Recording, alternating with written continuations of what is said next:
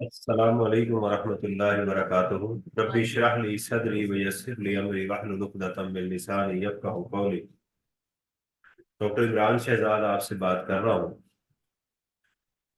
अल्लाह ताला ने कुरान पाक में एक दो आयात जो है वो नाजिल किए हैं हमारी कामयाबी के लिए। या अय्युहल्लज़ीना आमनुत्तक़ुल्लाह वक़ूलू क़ौलन सदीदा युस्लिह लकुम अमालकुम व यगफिर लकुम ज़ुनूबकुम व मन युतिइल्लाह व रसूलहू फ़क़द फ़ाज़ फ़ौज़न अज़ीमा। कि अगर कोई शख्स दुनिया में कामयाब होना चाहता है उसके लिए एक रास्ता, बात जब भी किया करे तो सीधी किया करे। अल्लाह ताला ने एक गारंटी दी है उसके अंदर, युस्लिह लकुम अमालकुम, कि मैं उसके काम सीधे कर दूंगा, इसमें कोई शक है ही नहीं। It's a divine book. ये इसका ऑथर कौन है? इट इज ऑथर्ड बाय अल्लाह सुब्हानहू व तआला। अल्लाह ताला ने इसको लिखा और वो ऐसे ही होना है। ये बात ज़हन में रखें। वमन युतिइल्लाह व रसूलहू फ़क़द फ़ाज़ फ़ौज़न अज़ीमा। जिसने अल्लाह और उसके रसूल की इताअत की उसको दुनिया आखिरत में बुलंद मुकाम दिया जाएगा। ये बात बड़ी पक्की सच्ची है। कैफ टू टैक्स प्रैक्टिसेस के अंदर तीन मॉड्यूल है इसके। एक इसके सिस्टम के ऊपर बात है, बेसिस के ऊपर बात हुई है, जिसमें आपकी आई कैप का बुक का चैप्टर नंबर 1, 2 और 3 है। उसमें 10 नंबर की वेटेज हमारे सिलेबस में शामिल। दूसरा है sales tax, it is of 25%। और तीसरा है इनकम टैक्स 65%। आज हम इन सेल्स टैक्स को स्टार्ट करने जा रहे हैं। क्यों स्टार्ट करने जा रहे हैं? कि भाई इसमें एक चैप्टर है और इसमें 25 नंबर हमारे मौजूद हैं। राइट। बड़ा इंटरेस्टिंग एरिया है और जगह जगह हम सेल्स टैक्स से डील भी करते हैं। आप बिस्किट बाय करते हैं, जीएसटी लिखा हुआ होता है। आप जो है वो वाटर बॉटल लेते हैं, उसमें भी जीएसटी लिखा हुआ होता है। ये सारी चीजों में डील करते हैं और डिफाइंड एरिया है। इसके दो पोर्शंस हैं हमारे एग्जाम के अंदर। इसके जो क्वेश्चंस हैं, पहले मैं आपको वो क्वेश्चन दिखाऊंगा कि भी ये वाला क्वेश्चन है। नॉर्मली ये क्वेश्चन 6 और 7 आपको एग्जाम में मिलेगा। ये लोकेशन मैंने आपको बता दी। क्या बता दी आपको? लोकेशन। देखिए, थ्रू आउट मेरा जो टीचिंग स्टाइल है उसके अंदर मैं पहले मंजिल दिखाता हूँ कि भाई यहाँ पहुंचना है, फिर हम उसका, इसको कहते हैं विजन, जाना कहाँ है, वो है 25 नंबर। क्वेश्चन नंबर 6 एंड 7 आपके एग्जाम में नॉर्मली ऐसे ही है कि वहां चल रहा होता है। एग्जामिनर जो है उसकी तरतीब चेंज कर दे, कुछ कहा नहीं जा सकता, लेकिन फिलहाल को 5, 6, 10 पेपरों को आप देखेंगे, 6 और 7 क्वेश्चन नंबर आपको ये वाला वो मिलेगा। अभी मैं आपको दिखाऊं, ये विजन है। यहां पहुंचना कैसे है, ये है मिशन। कि इस 25 नंबर को हमने एग्जाम में सिक्योर कैसे करना है, दिस इज हमारा मिशन है। इस मिशन में मैं आपको सादा तरीके से पहले सिस्टम समझाऊंगा कि पाकिस्तान में टैक्स चल कैसे रहा है, ये लगता कैसे है, कब लगता है, कौन लगाता है, कैसे लगाता है। पहले सिंपल किताब से हटके सिस्टम की बात करेंगे, फिर हम बुक में आएंगे। बुक के ऊपर हम इसको स्टार्ट करेंगे, पहला मॉड्यूल कंप्लीट करेंगे, साथ उसकी मैं प्राइवेटली आपको प्रैक्टिस करवाऊंगा। यानी उसका मैं आपको एडिशनली एक एक्सरसाइज करवाऊंगा, फिर हम आगे चलेंगे। फिर हमारे शेड्यूल्स आएंगे, फिर उससे आगे चलेंगे। यानी बिल्डिंग ब्रिक्स हमारी बन रही होगी। वेरी इंटरेस्टिंग एरिया, इसमें कोई ऐसी शुबे वाली बात नहीं है। इसको मैं इंशाल्लाह ताला इंटरेस्ट क्रिएट भी करेंगे हम इसमें। इसको आसान तरीन तरीके से मैं आपको समझाऊं, टेर्मिनोलॉजी से हटके। यानी और इंशाल्लाह जो हम काम करेंगे वो एग्जाम में भी वो होगा। ऐसा नहीं है कि एग्जाम में नहीं होगा, वो एग्जाम में भी मौजूद होगा। तो टारगेट हमारा और उसका जो है वो मिशन, एक चीज आपने जरूर ध्यान में रखनी है, कंसिस्टेंसी। सीए क्या है? Consistent effort. मुश्किल मिजाजी के साथ फेल होने वाले जो हमारे स्टूडेंट होते हैं उनको मैं 3 रैंक का, 3 जो है ना उसको रैंक का, वो क्या कहते हैं उसको, लगे फूल, 3 फूलों वाला मेजर कहता हूं मैं। कि ये 3 फूलों वाला मेजर है, उसने 3 हफ्ते की क्लासें नहीं पढ़ी, टेस्ट नहीं दिए, पास पेपर नहीं किए, तो इसको 3 तगमे तमगे लगते हैं और ये फिर अगले दफा कोशिश करनी है कि आपको ये तमगे ना लगे। ठीक है, आपके तमगे राइट साइड पे होने चाहिए, लेफ्ट साइड पे नहीं होने चाहिए। तो सबसे पहले हम क्या करते हैं कि हम जाके पास पेपर्स को एक नजर देखते हैं, वो सवाल कौन सा है जिसको हमने करना है, उसकी शक्ल तो नजर आ जाए ना। मैं आपको इसकी एक मिसाल देता हूँ। हॉरर फिल्मों में डर लगता है ना। मेरी एक आदत होती थी कि मैं हॉरर फिल्म को बिल्कुल जाके एंड पे आधे घंटा पहले देख लेता था। वो 15-20 मिनट आधा घंटा तो बुला ही नहीं दिखाते। वो एकदम से डरा रहे होते हैं कि वो बंदा गार में जा रहा है, एकदम आवाजें आती हैं, वो मुसीबत पड़ जाती है। तो मैं क्या करता था, सबसे पहले एंड पे जाकर देखना कि ये बला है, और वो 3 लोग जो बचे हुए थे वो भी मैं देख रहा था कि ये बच गए। तो मैं इसको कहते हैं ना पंजाबी में, उसकी माँ बहन फिल्म की एक कर देता था पकड़ के। फिर मैंने शुरू कर लेना। अब मैं तसल्ली के साथ विदाउट फियर देख रहा होता। जब वो आवाज आती थी मैं कहता हूँ ये वो वाली बला है जो मैं देख चुका हूँ। समझ आई है? तो फियर क्या होता था, खत्म। अच्छा, अब जब वो जो बंदा बच चुका होता था, जब वो गार में जाता था, मुझे लगता इसको कुछ नहीं होता, ये बचा ही बचा, इसको ये खैर से जा रहा है। समझ आ गई है ना? तो ये होता है विजन। वो बेचारे इतनी मुश्किल से फिल्म बनानी, मैंने उसकी सारा बेड़ा गर्क करके उसको तबाह करके सुकून के साथ, मैंने कहा जिंदगी, भाई एक फिल्म देखनी है जिंदगी में सुकून पैदा करने के लिए। उसके बाद उठे तो जनाब दिमाग जो है उसमें आग जल रही हो, तो लानत ऐसी फिल्म के ऊपर। तो समझ आ गई है? इसलिए मैं क्या दिखाना लगा हूं आपको, आखिरी हिस्सा पहले फिल्म का, कि जहां पर आपने पहुंचना है। ठीक है, मैं आपके साथ स्क्रीन शेयर कर लूं। मेरा जरा स्टाइल ना थोड़ा सा यूनिक है, डिफरेंट तरीके से मैं पढ़ाता हूँ। ये लीजिए, ये एक एग्जाम है आपका। ये देखिएगा, पहले मैं आपको दिखा दूं, मैंने खुद नहीं बनाया हुआ।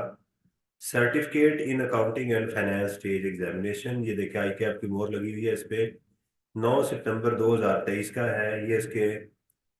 इसमें लिखा गया है answer all questions, answer all 8 questions, answer in black pen only, tax rates are given on the last page. इस 15 मिनट को इंशाल्लाह मैं आपको सिखाऊंगा कि 15 मिनट कैसे, हमारी किस्मत में ये नहीं थे, आपकी किस्मत में है। हमें सिर्फ ये टाइम मिलता था। 100 नंबर का ये पेपर है। ठीक है, अब चलते हैं इसके। ये द एंड हो गया। अब बात स्टूडेंट क्या करते हैं कि आखिरी पेज पे चूंकि उसने लिखा था रेट्स मौजूद हैं, तो इस पेज को पढ़ते नहीं है और ये वाला सवाल स्किप कर आते हैं, जो कि आसान होता है। ये रेट्स गिवन है जो कि आपको याद नहीं करने। इसका मतलब ये नहीं कि समझने भी नहीं है, समझने हैं। ये देखिएगा क्वेश्चन नंबर 7, ये है हमारा टारगेट। परचेजेस गिवन है और सेल्स गिवन है। ठीक है, ये जरा देखते जाना आपने, और इसकी जो रिक्वायरमेंट है उसको देखना है। जो स्टूडेंट क्वेश्चन को जितना अच्छा रीड कर लेता है ना, उसको उतना अच्छा सॉल्व करता है। जो जितना बुरा पढ़ता है ना, उतना ही बुरा उसको हल करता है। ये मैं पहले आपको बता दूं, ये मेरा तजुर्बा है। In the light of the provision of sales tax act, provision कहते हैं कानून को। मैं भी रिक्वायरमेंट रीड करना सिखा रहा हूँ। सर आपने भी सेल्स टैक्स तो पढ़ाया नहीं है भाई, मैं सिर्फ अंग्रेजी सिखा रहा हूँ, अभी मैंने कोई सेल्स टैक्स शुरू। तो प्रोविजन कहते हैं कानून की किसी शिप को। रूल्स मेड देयर अंडर, ये है कंप्यूट, ये है requirement. The amount of sales tax payable, refundable, carry forward, ये 3 चीजें इंशाल्लाह मैं आपको बताऊंगा कि ये क्या होती है। कि for if any, for the tax period August, इसका मतलब ये सवाल महाना तौर पे होंगे, सालाना। ये भी समझ आ गई कि ये एनुअल नहीं होंगे, ये क्या होंगे, महाना होंगे। शो ऑल, तो क्या हर महीने का अलग सवाल आएगा, अगस्त का अलग होगा? नहीं भाई, मंथली बेसिस पे ये कैलकुलेशन करनी है। ये 12 क्वेश्चन ही सेल्स टैक्स के होंगे, जनवरी का अलग करें ये वो। Show all relevant exemption exclusion and disallowances, कहते हैं ऊपर जितनी लाइनें मैंने लिखी हैं, किसी लाइन को आपने लिफ्ट नहीं करवाई, उसको लिखना जरूर है। अगर मैंने कोई इररेलेवेंट इंफॉर्मेशन दी है, तो वो बताना जरूर है कि ये वाली जो है ना वो इसलिए है। ये एक, हम सारे सवाल ऐसे ही करेंगे। समझ आ गई? रिक्वायर्ड कितने मार्क्स हैं इसके? 17। ठीक है। और डेटा कैसे है नॉर्मली?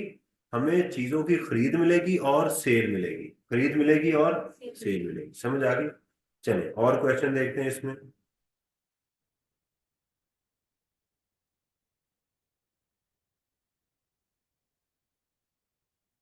तो ये आ गया।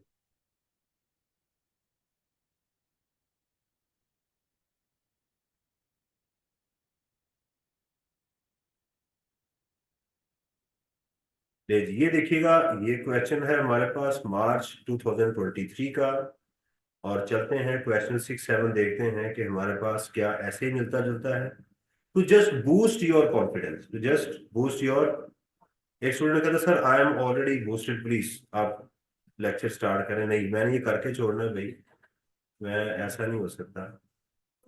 ये क्वेश्चन नंबर 6 है और क्वेश्चन नंबर 7 ये देखिएगा। परचेज गिवन है। क्वेश्चन नंबर 7 परचेज गिवन है और सप्लाईज मीन सेल्स गिवन है। बाकी इसके नोट्स हैं। ये रिक्वायरमेंट है इसकी। वही है in the light of the provision of this. In the light of provision से मुराद ये नहीं कि रोशनी डाल के बताएं आप, और लाइट को समझते हैं ना, उसको जो है। एंड रूल बिल्कुल वही सेम रिक्वायरमेंट इसकी वही है, लेकिन क्वेश्चन यहाँ 15 मार्क्स का है। State the reason for your treatment of all exemption exclusion and disallowances with computing this part. कहते हैं ये जो आपने चीजें छोड़ी है ना, उसके अब नीचे रीजन लिखे। तो इसका मतलब इस सवाल के अंदर, पिछले सवाल में हमने सिर्फ वो शो करनी थी न्यूमेरिकल में, नीचे कुछ लिखना। लेकिन यहाँ वो पूछ रहा है कि भाई आपने वो लिखना भी है।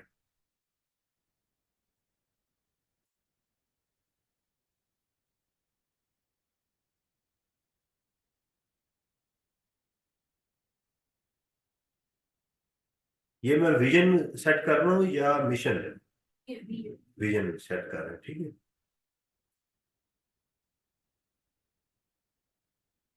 क्वेश्चन नंबर 5 आ गया थी हमारे पास।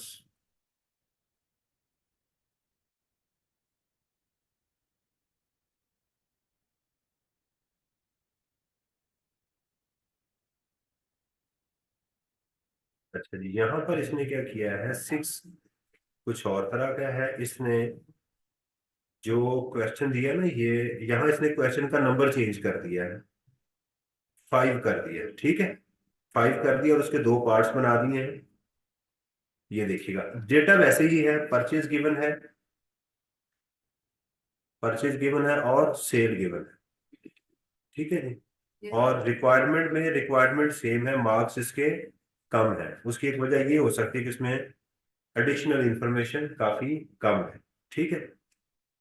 एक क्वेश्चन और देख लेते हैं ताकि आपका सब्र का पैमाना लबरेज ना हो जाए। एक काम को बार बार करने को रिडंडेंसी कहते हैं, रिडंडेंट हो रहा है ये काम, रिपीट हो रहा है, रिडंडेंसी जो है ना ये क्रिएट हो रही है। ये देखिएगा क्वेश्चन नंबर 6, यानी एक बात तो होगी, ये एंड पे पड़ा होगा कहीं क्वेश्चन। नॉर्मली जो चांसेस यही है कि पांचवा छठा सातवां ये क्वेश्चन होगा।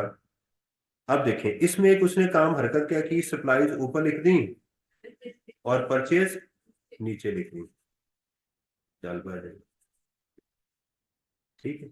हमारा एक स्टूडेंट था तो वो सीए नहीं कर सका, तो उससे मैंने पूछा कि तुम क्यों नहीं अभी तक सीए कर सके।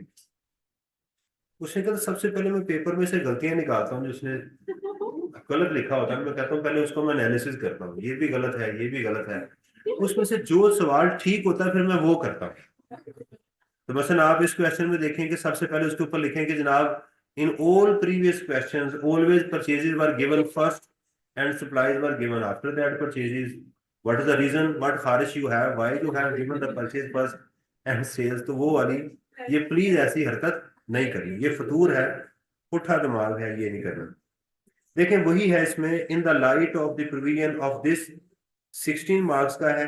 इसमें सिर्फ वो ब्रैकेट नहीं लिखी हुई, शो और रेलेवेंट एक्सक्लूजन लिख देंगे तो कोई क्यामत नहीं आ जाएगी, लेकिन रीजन जब तक नहीं मांगेगा नहीं देंगे। हम सारे सवाल लेटेस्ट अप्रोच के साथ करेंगे। ये पुराना क्वेश्चन सही हो गया, यहां पहुंचना है। दो चीजें कौन सी आपको नजर आ रही है? परचेज और सेल्स नॉर्मली ये क्वेश्चन में हमें मिलेंगी, ये इसका एक पैटर्न होगा जिसको हमने लेकर चलना है। चलें जी, अब हम चलते हैं अपने।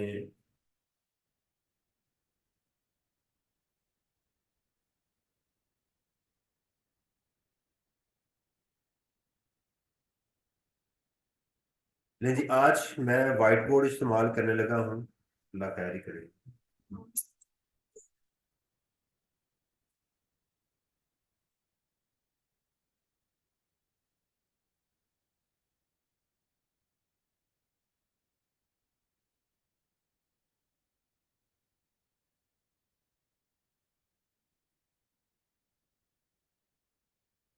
ठीक है जी, ले जी, बिस्मिल्लाहिर्रहमानिर्रहीम। वालेकुम अस्सलाम। Thank you. अच्छा, ऑनलाइन जो स्टूडेंट है मुझे बताइएगा कि इस वक्त आपको मेरी पिक्चर भी नजर आ रही है और व्हाइट बोर्ड नजर आ रहा है? ये जरा बताइएगा, फिर मैं इसको शुरू करता हूँ। जी थैंक यू। नहीं जी, बिस्मिल्लाहिर्रहमानिर्रहीम। सेल टैक्स को हम शुरू करने लगे हैं, और सेल टैक्स के अंदर बड़ी तसल्ली तहम्मुल के साथ आपने इसको सुनना है। कैलकुलेटर आपके पास हो ताकि आप कैलकुलेशन जो है वो साथ साथ वो करते जाएं।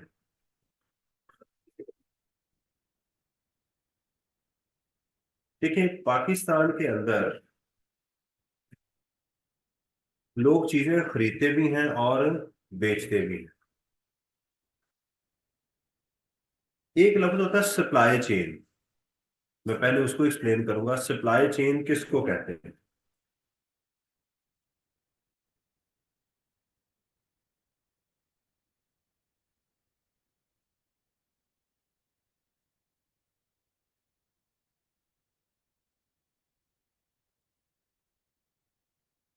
ये सही नहीं लिखा जा रहा।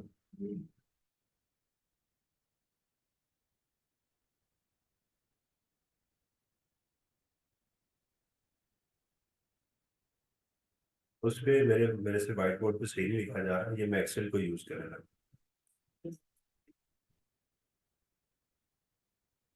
अच्छा जी। अच्छा, सप्लाई चेन के अंदर ये वर्ड मैंने यूज करने लगा हूँ, सप्लाई।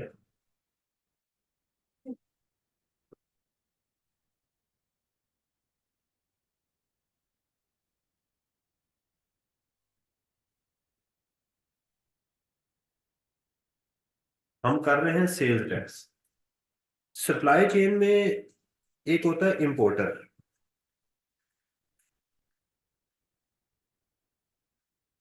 ये क्या करता है? पाकिस्तान से बाहर से परचेज करता है। ये चीजें इंपोर्ट करने के बाद क्या करता है कि अगर तो ये चीजें एज इट इज बेच दे, तो इसको फिर कमर्शियल इंपोर्टर कहते हैं। क्या कहते हैं? याद रखना है। अगर तो चीजें एज इट इज आगे सेल कर दे तो उसको क्या कहते हैं? कमर्शियल इंपोर्टर कहते हैं।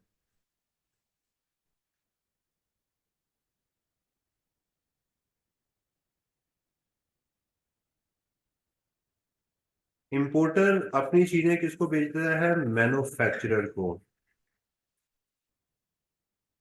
और कमर्शियल इंपोर्टर किसको चीजें बेचता है? डिस्ट्रीब्यूटर को या होलसेलर को। नॉर्मली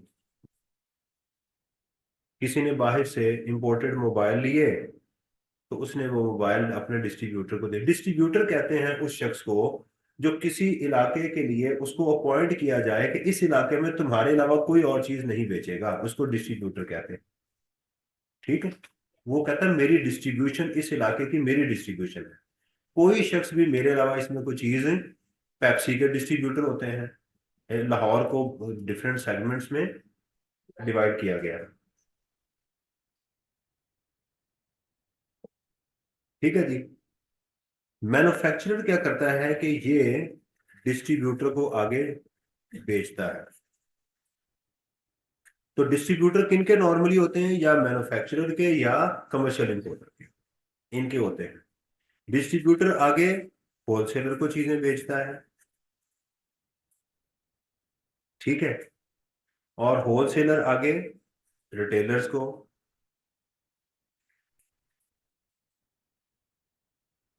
और रिटेलर्स आगे कंज्यूमर को। ये हम लोग हैं, ठीक है।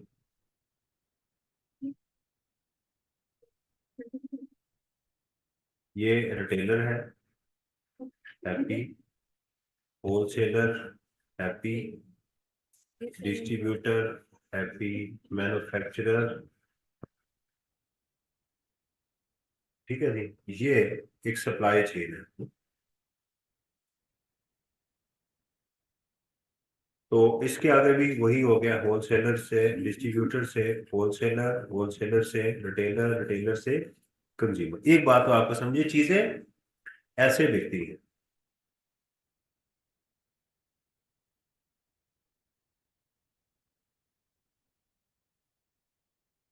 सबसे पहले हम सेल्स टैक्स की बेसिक फिलॉसफी समझते हैं कि सेल्स टैक्स है क्या। नंबर वन, सेल्स टैक्स की बेसिक फिलॉसफी क्या है, मॉडल क्या है, वो हम डिस्कस करने जा रहे हैं। सेल्स टैक्स मॉडल क्या है। इस मॉडल को समझने के लिए हम तीन लोग अपनी इस एक्सरसाइज में लेते हैं। एक मिस्टर मजीद है। एक मजीद, मिस्टर मजीद जो है, मिस्टर डब्बू को चीजें कुछ बेचते हैं। और मिस्टर डब्बू जो है वो कुछ चीजें मिस्टर खब्बू को बेचते हैं। ठीक है, ये तीन लोग हैं जिनको चीजें सप्लाई चेन का हिस्सा है। कोई भी है, हमें इससे गर्ज नहीं है। मिस्टर, हम लेते हैं मिस्टर डब्बू को। इसको हम सोचते हैं कि इसने क्या किया हमारे लिए। फिर एक शख्स को लेके हम, मिस्टर मजीद ने एक चीज सेल की 1 लाख रुपए की। तो इसकी मिस्टर डब्बू की क्या हो गई, परचेस 1 लाख रुपए की। सही है। मिस्टर डब्बू ने आगे ये चीजें बेच दी 1,20,000 रुपए की मिस्टर खब्बू को। ठीक है, तो इसकी क्या हो गई, परचेज प्राइस 1,20,000 रुपए। ये हमारा बेसिक मॉडल का हिस्सा है। जरा अब इसको आपने तवज्जो से सुनना है। पाकिस्तान में अगर कोई शख्स टैक्सेबल गुड्स में डील करेगा, जब वो सेल करेगा तो लोगों से टैक्स लेगा, और जब खरीदेगा तो लोगों को टैक्स देगा। मिसाल, मैं सुबह गया और मैंने ने कहा कि एक बिस्किट मुझे दे दे। उसने मुझे मेरे से 30 रुपए 40 रुपए लिए और बिस्किट मुझे दे दिया। मैंने उसको टैक्स दिया, उसने मेरे से टैक्स ले लिया। दो ट्रांजैक्शन हुई ना। टैक्स देने वाले ने टैक्स दिया और लेने वाले ने टैक्स लिया। अब जरा हम इसके ऊपर वो चलते हैं।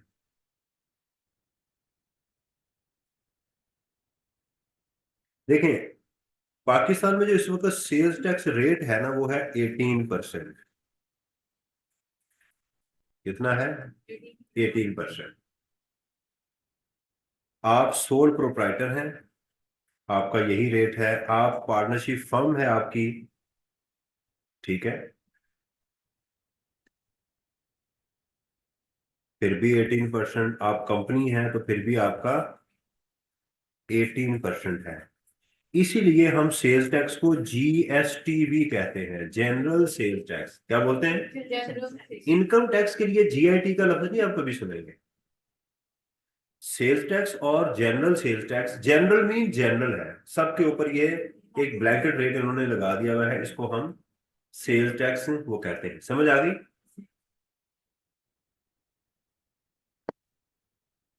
अब जब मिस्टर डब्बू ने इससे मिस्टर मजीद से परचेज की तो उसने टैक्स कितना दिया, 18%। वो आ गया 18,000। ठीक है। जब इसने आगे इसको चीजें बेची, इससे कितना टैक्स लिया, 18%। कितना हुआ, इसका 18 पर कैलकुलेटर से होगा इंशाल्लाह, करें जरा, ये 120 को मल्टीप्लाई करें 0.18 के साथ, 21,600। और से देखना है इस चीज को। मिस्टर डब्बू ने जो पैसे लिए हैं वो क्या है, ये पैसे किसके हैं, ये एफबीआर के पैसे। ये आपकी जिम्मेदारी है, जिम्मेदारी, जैसे रिश्तेदारी होती है ना, ये आपकी क्या है। ये पैसा जो लोगों से आपने लिया है ये आपकी जिम्मेदारी है, आपकी लाइबिलिटी है, कि जब महीना खत्म होगा तो आपने एफबीआर को जमा करवाना है। कब करवाना है। एक नई चीज आ गई हमारे पास कि ये हमने मंथली बेसिस पे करवाना है।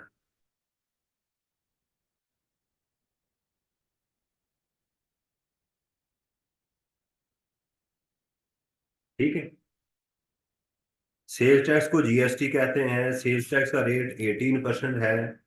आप जब चीजें बेचेंगे तो लोगों से टैक्स लेंगे, यानी आप उसे कहेंगे भाई मेरी जो चीज है वो 120 की है, वो भी देना है, प्लस आपने मुझे ये भी देना है।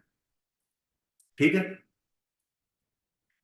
अच्छा, जो अब महीने आपने कहा कि जनाब ये मैंने पैसे आपको देने हैं, डिपार्टमेंट आपसे कहता है, आपने कहा ये 21,600 रुपये मैंने आपको देना है। डिपार्टमेंट कहता तुमने भी किसी को दिए हुए पैसे।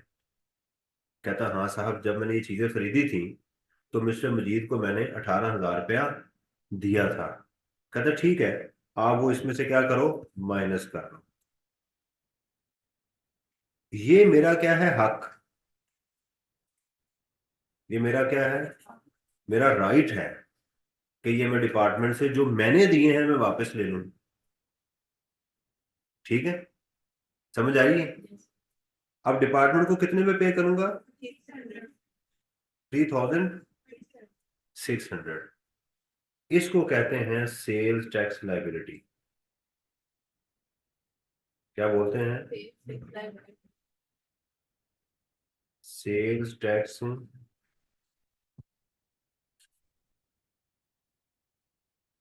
परेशान तो नहीं हो गए कि सर शुरू होते ही मुझे समझ आ गई सेल्स टैक्स लायबिलिटी कैसे कैलकुलेट करनी है। ये वही चीज है जो क्वेश्चन में मांगी गई थी, सेल्स टैक्स पेएबल, बल्कि जो लफ्ज उसने इस्तेमाल किया मैं वही इस्तेमाल करता हूँ, सेल्स टैक्स पेएबल है। ये था जी जो आपका 17-18 नंबर का क्वेश्चन आ रहा है ना एग्जाम में, ये वो है कि आपने ये फिगर कैलकुलेट करनी होती है। ये वो फिगर है जो आपने एग्जाम में कैलकुलेट करनी होती है। देखें एग्जाम में दो चीजें गिवन थी, सप्लाईज इसके साथ भी लिखा था सप्लाईज, और परचेज गिवन थी। बस यही आपने करना होता है एग्जाम में कि जो सेल्स थी उसमें से उसका टैक्स में से, अच्छा एक चीज का समझ आई, फिगर में से जो एग्जाम में फिगर होंगी उसमें से उसको फाइन माइनस नहीं करना, बल्कि क्या करना होगा, उसके टैक्स में से टैक्स माइनस करना होगा। नॉर्मली ये टैक्स आपको एग्जाम में गिवन नहीं होता, आपको क्या होती है, फिगर गिवन होती है। क्या होती है, फिगर गिवन होती है। ठीक है ना। वो एक हमारे दोस्त थे तो अ, उन्होंने बताया कि उनके जो ससुर थे, मेरे असल में किसी, ये वाकया कुछ जैसे भी है मैं आपको बताता हूँ, वो बाईपास नहीं करवा रहे थे। तो उन्होंने कहा कि जी आप बाईपास करवा लें, ये हमने सिर्फ आपका यहाँ से एक पाइप उतारना है और उतार के हमने इधर लगा देना है। तो वो मान गए कि भी ठीक है, यहाँ से टांग से पाइप उतारना है और लाके इधर ही लगा देना है। जब उनका ऑपरेशन हुआ तो उन्होंने कहा बुलाओ इसको जरा। वो चीखे मारे, तो कही यार ये मेरा तो बेड़ा गर्क कर दिया आपने पकड़ के, ये सारा मुझे काट दिया है। उन्होंने क्या बुझी आपका बाईपास हुआ है? कहते तुम तो कहते यहाँ से उतार के यहाँ लगानी है। कहते हैं ऐसे ही किया हमने, यहाँ से उतार के यहाँ लगाई हुई है, लेकिन इसके लिए हमने वो काम किया है, हमने आपकी हड्डियां आरे से काटी है इधर से, हमने इसको ऐसे किया है, उसमें से आपका दिल बाहर निकाला, फिर आपकी सारी टांग को काटा है, फिर वहां से निकाला है। कहते तुम तो कहते थे कि बस पाइप यहाँ से यहाँ लगाया यही है। समझ आई ना। तो ये वही हाल है कि यही सेल्स टैक्स लायबिलिटी है, बस क्या करना है, कि सेल के टैक्स में से परचेज का टैक्स माइनस करना और जवाब आ जाएगा। समझ आ गई? इसके 25 नंबर आपको मिल जाए। लेकिन मैं आसान करूंगा, एनेस्थेसिया दूंगा प्रॉपर तरीके से, इंशाल्लाह जल्दी आपको इलाज है, में कोई टेंशन नहीं होगी, इससे घबराना नहीं है। आप समझ आ गई? देखें, इससे कुछ चीजें समझ आई हमें। देखें, सेल को क्या कहते हैं? आउट। अब मैं लिखने लगा हूं, सेल को क्या कहते हैं? आउट। परचेज को क्या कहते हैं? इन। यहां परचेज से मुराद परचेज भी हो सकती है और आपके एक्सपेंसेस भी हो सकते हैं।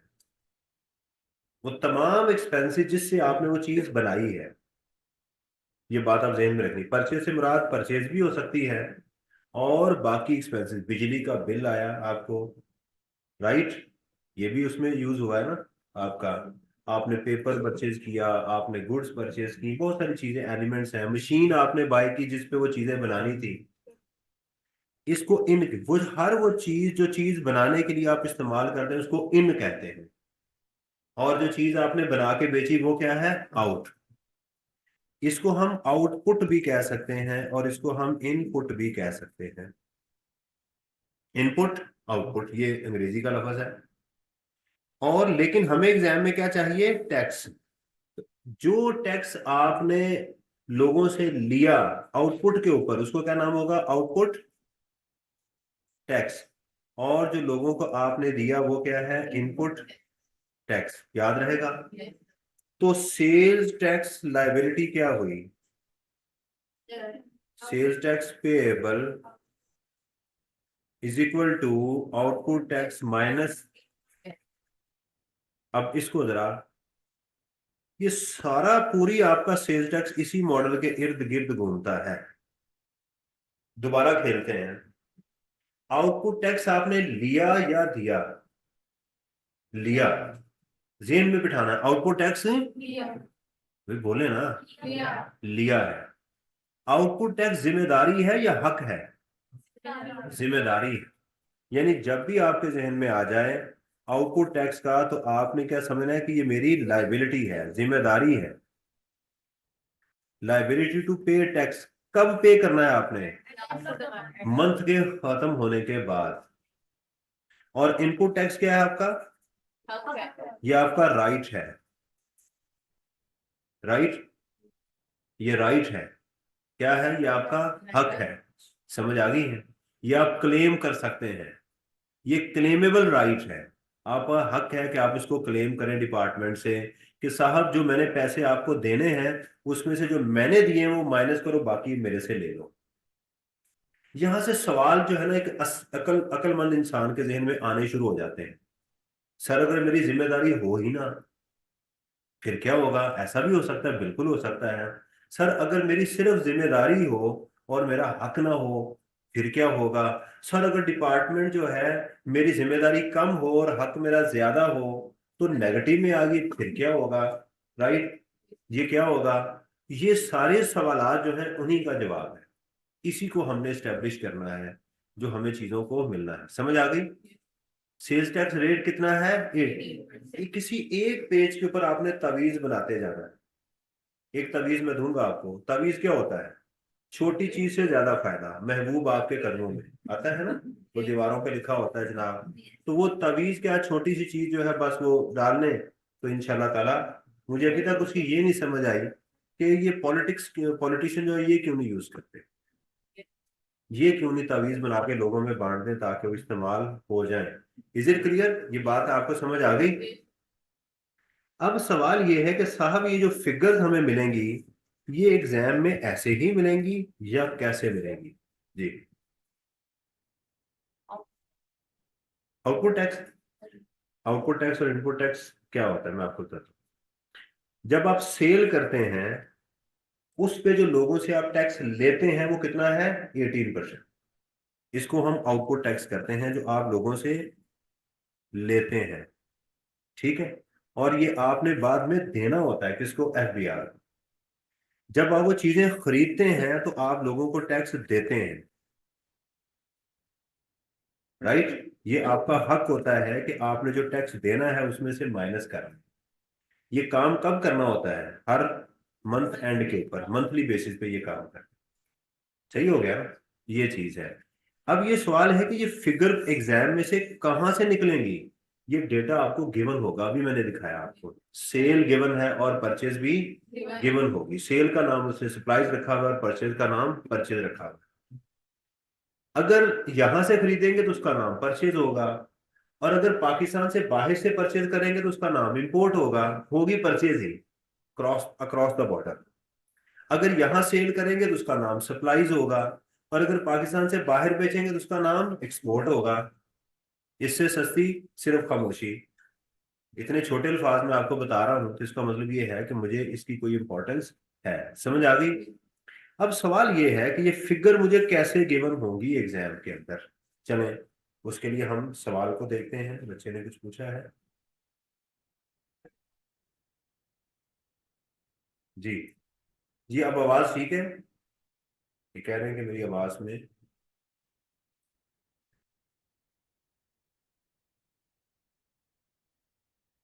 देखें अब हमने स्टेब्लिश करना है कि मुझे ये फिगर जहां से मैंने आउटपुट इनपुट निकालना है वो गिवन कैसे होंगी। ये देखें, सप्लाईज, आप बताएं कि सप्लाईज से मुझे क्या मिलेगा। ये आउट है ना, और ये क्या है इनपुट। तो इस मुझे जो डेटा है यहां से मेरा आउटपुट निकलेगा, और यहां से मेरा क्या निकलेगा, इनपुट निकलेगा।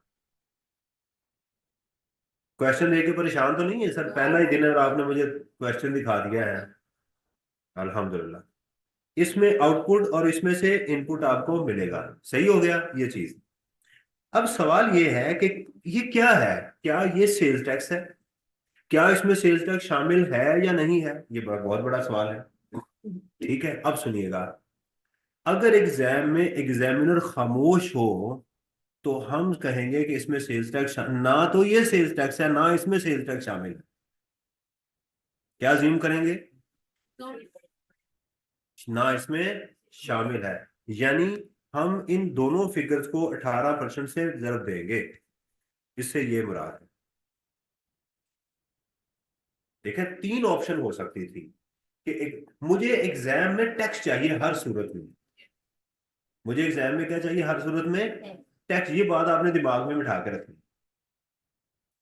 या तो टैक्स डायरेक्ट गिवन है तो मौजा होगी, या हो सकता है कि उसमें शामिल हो, फिर कैसे कैलकुलेट करना है। ये शामिल नहीं तो फिर कैसे कैलकुलेट करना है। सही है। ये तीन फिगर मुझे वहां से टैक्स को निकालना है हर सूरत में। इसमें जरा नीचे देखें तो इसने एंड पे रिक्वायरमेंट से ऊपर एक लाइन लिखी हुई है। कहता जी, all the above figures are exclusive of sales tax except where it is specified otherwise. ये 17% है, चूंकि पुराना क्वेश्चन है, अब ये 18% होगा। मैं कहता हूं अगर ये लाइन नहीं भी लिखी हुई तो आपने इस लाइन को याद रखना है खुद से। ये लाइन ना भी लिखी हो सवाल में तो आपने याद रखनी है कि क्वेश्चन में जो फिगर्स होंगी उसमें सेल्स टैक्स शामिल। अगर वो कहे इसमें शामिल है तो ठीक है, या वो कहे ये सेल्स टैक्स है। चले दोबारा चलते हैं अपने क्वेश्चन के ऊपर। अब देखिएगा, अगर वो कहे कि मैंने सेल की है 1,20,000 रुपए की और वो खामोश है, तो मैंने क्या किया, इसका 18% लिया तो आ गया 21,600। अगर एग्जामिनर कहे कि mister A sold goods worth ₹141,600 inclusive of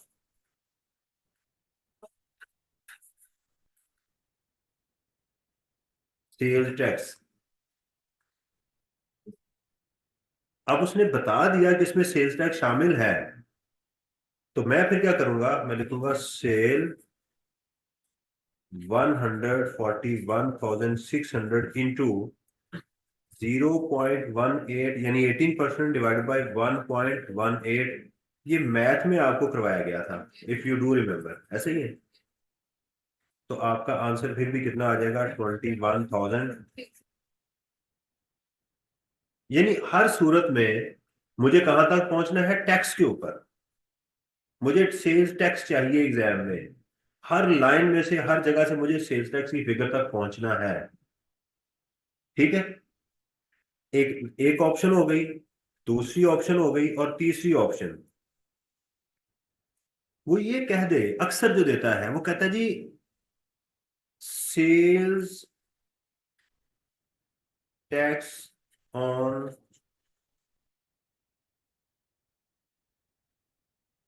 electricity bill was ₹38,000। अब क्या करेंगे? यही सेल्स टैक्स। अब इसके ऊपर कोई फर्दर वर्किंग। देखें, इंशाल्लाह ताला आपको जितनी भी फिगर एग्जाम में मिलेंगी, इन तीनों के अलावा चौथी फिगर नहीं होगी इंशाल्लाह। कंफर्म हो गया ना? जो भी वैल्यू आपको एग्जाम में मिलेगी, या तो उसमें सेल्स टैक्स शामिल नहीं है जो नॉर्मल रूल है, या उसमें सेल्स टैक्स शामिल होगा, या वही सेल्स टैक्स होगा। सही है? नोट कर लिए?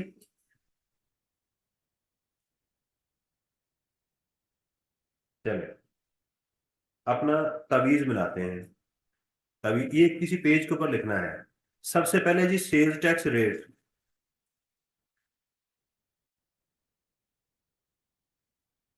18%। जनरल, आम, एक्सेप्शन आर देयर। ठीक है।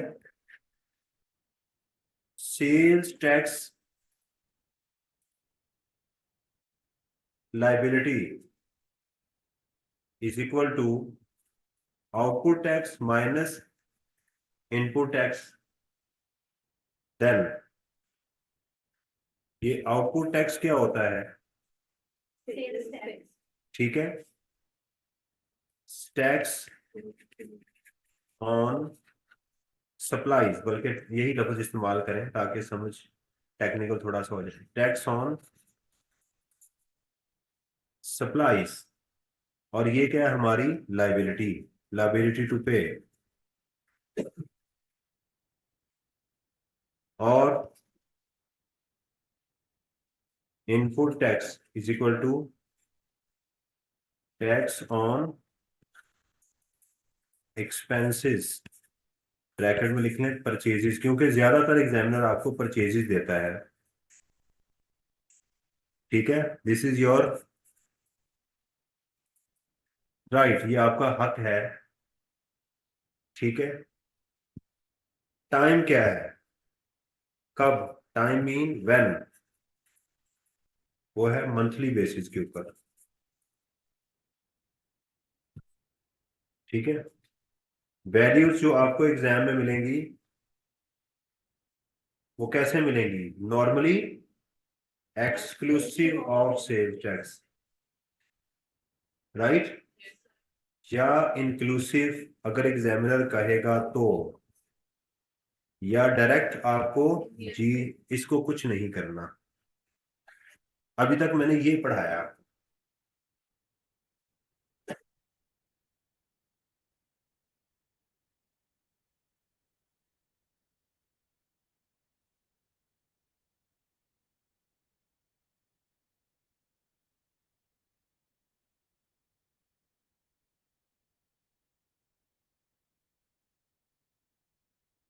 जी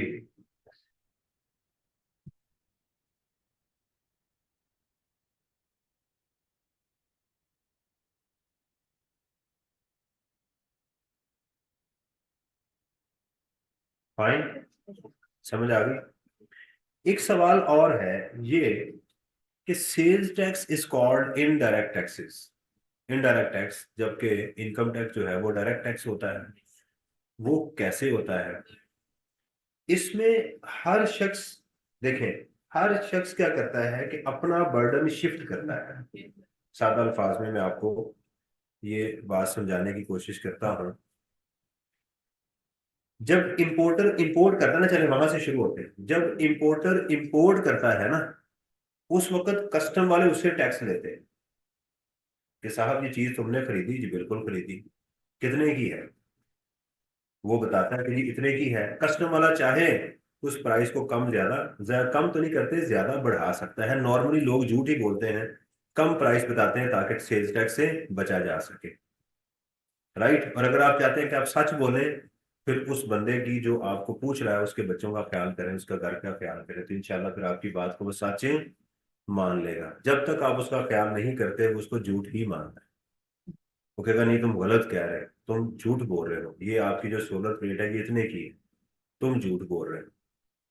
तो वो कहता है कि सर जाने दे। वो कहता है जाने क्या दूं, मेरे भी बच्चे हैं। तो कहता है उनका क्या मसला है, कहता है उनकी फीस जानी है, उनके सारे मसाइल हैं, मैं भी इंसान हूँ। कहता चले उसकी फीस मैं दे दूंगा।